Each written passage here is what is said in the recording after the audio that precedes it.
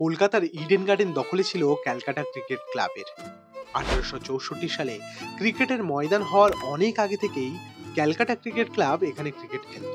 অপরদিকে কলকাতার বুকে গড়ে উঠেছিল আর এক ক্রিকেট ক্লাব, টাউন ক্লাব।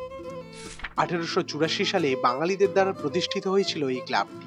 তাদের মধ্যে একজন ছিলেন বিশিষ্ট গণিত অধ্যাপক সারদারঞ্জন রায়চৌধুরী, যিনি বিখ্যাত সাহিত্যিক উপেন্দ্রকৃষ্ণ রায়চৌধুরীর বড় দাদা।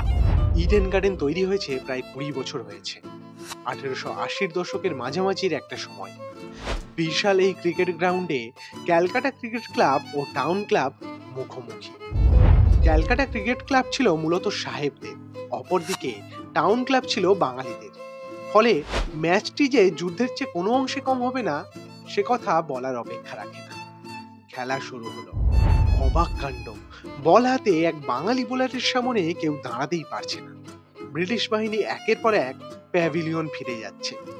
সেই ম্যাচে তিনি 7টি উইকেট নিয়েছিলেন। দ্বিতীয় ইনিংসে সেই খেলোয়াড় আবার ব্যাট হাতে জ্বলে উঠলেন। টাউন ক্লাবের সেই প্লেয়ারের নাম নরেন্দ্রনাথ দত্ত। হ্যাঁ, স্বামী বিবেকানন্দ।